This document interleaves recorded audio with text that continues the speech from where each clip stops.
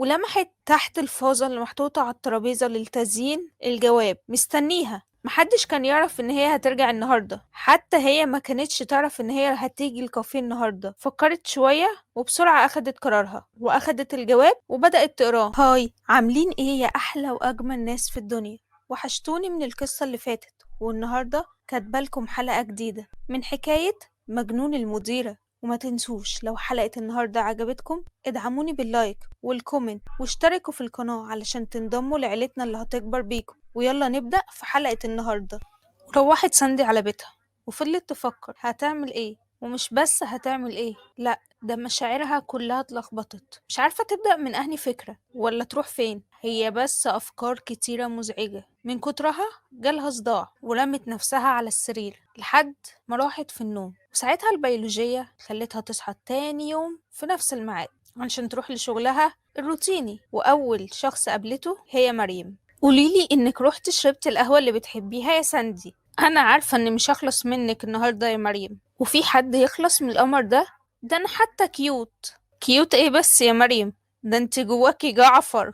جعفر؟ أنا جعفر يا ساندي؟ ده على كده انت عشماوي بقى. اشمعنى عشماوي بقى؟ يمكن حاسة إني هاخد روحك مثلا؟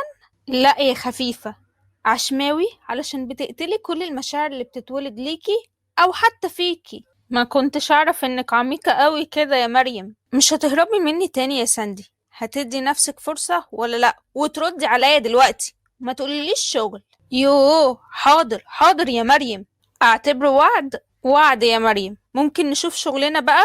ده انتي هتشوفي أحلى شغل يا ريسة.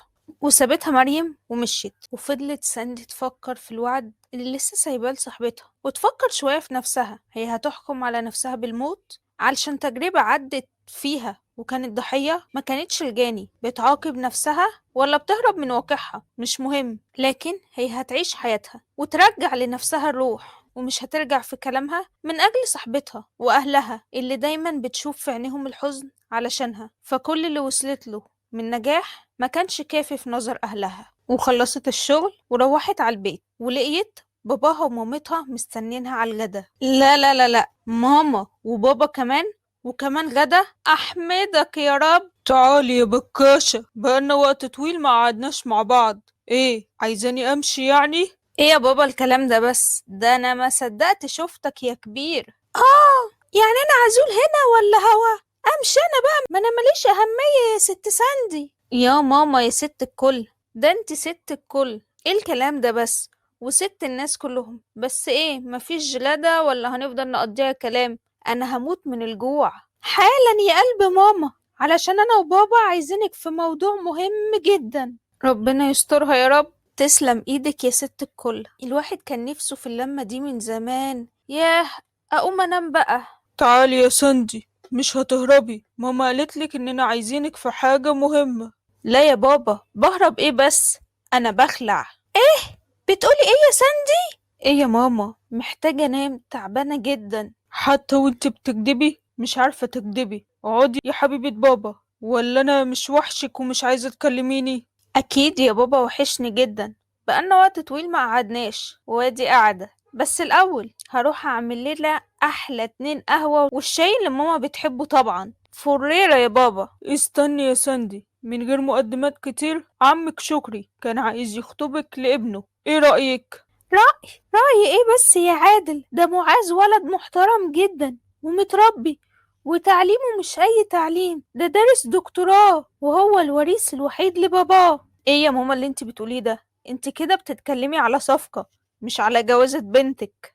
لا، بتكلم على جوازك يا ساندي، جوازة البنت الوحيدة اللي بخاف عليها من الهوى الطاير. طب يا ست الكل، ما انت عارفة اني مش هتجوز بالطريقة ديت. طب قبليه، مش هتخسري حاجة على فكرة يا ماما. ساندي، ماما عندها حق، وكمان انت بترفضي كتير من غير اي سبب. لو في حد تاني قوليلي، انما الرفض بالاسلوب ده لا يا ساندي. يا بابا، حد تاني ايه؟ انا من امتى بخبي عليكم حاجة؟ خلاص يا ساندي، يبقى هتقابلي معاذ الخميس اللي جاي، انا عازمهم على العشاء ومفيش اي اعذار. ماشي؟ حاضر يا بابا، عن إذنكم. وطلعت ساندي أوضتها وهي بتفكر، مش عارفة هتخضع لرأي باباها ومامتها ولا تسمع لكلام صاحبتها. هتقابل معاذ ولا توافق على الجوابات من مجهول وشغلها اللي عايزة تطوره؟ كل ده في دماغها، هي مش عارفة هتعمل ايه، هتهرب ولا تواجه ولا تخلي الحياة تمشي زي ما هي وتسيب القدر يقول كلمته. على الأغلب هتسيب الأمور زي ما هي لحد ما يحصل أي جديد. وخلصت تفكير ودخلت تنام علشان شغلها تاني يوم. ونزلت تاني يوم على عربيتها على طول على غير عادتها، وكأنها بتهرب من مقابلة مامتها. هي عارفة المحاضرة اللي مامتها مجهزها لها علشان العريس اللي هتقابله، هي أكيد هتسمعها بس مش النهاردة. هي عايزة النهاردة يبقى يوم هادي على الأقل علشان تعرف تعيد حساباتها. ومن غير ما تحس لقيت نفسها قدام الكافيه الصباحي. هي مش عارفة ازاي جت هنا. نزلت من العربية ودخلت الكافيه وطلبت المشروب بتاعها الخاص. هي حقيقي مشتاقة للقهوة بتاعتها في مكانها الخاص وركنها البعيد الهادي. ولمحت تحت الفازة اللي محطوطة على الترابيزة للتزيين الجواب مستنيها. محدش كان يعرف ان هي هترجع النهاردة، حتى هي ما كانتش تعرف ان هي هتيجي الكافيه النهاردة. فكرت شوية وبسرعة أخدت قرارها وأخدت الجواب وبدأت تقراه. نفس الريحة موجودة ونفس الخط المميز. وبدأت في القراية. يا ترى تفتكروا ايه اللي مستنيها في جواب النهاردة؟ وهتمشي وراه ولا هتسمع كلام مامتها وباباها وتقابل معاذ يوم الخميس؟ طب ولو قابلته هتتصرف معاه ازاي؟ وهترجع للكافيه تاني تقرا الجوابات ولا دي هتبقى آخر مرة؟ أسئلة كتيرة سابتها لنا ساندي، وهنعرف الإجابات الحلقات اللي جاية. وبكده نكون خلصنا حلقة النهاردة. لو عجبتكم ما تنسوش تقولولي في الكومنتات واللايك والشير، وهتعبكم في الاشتراك. واستنوني في حلقة جديدة من حكايات مريان. بحبكم، باي.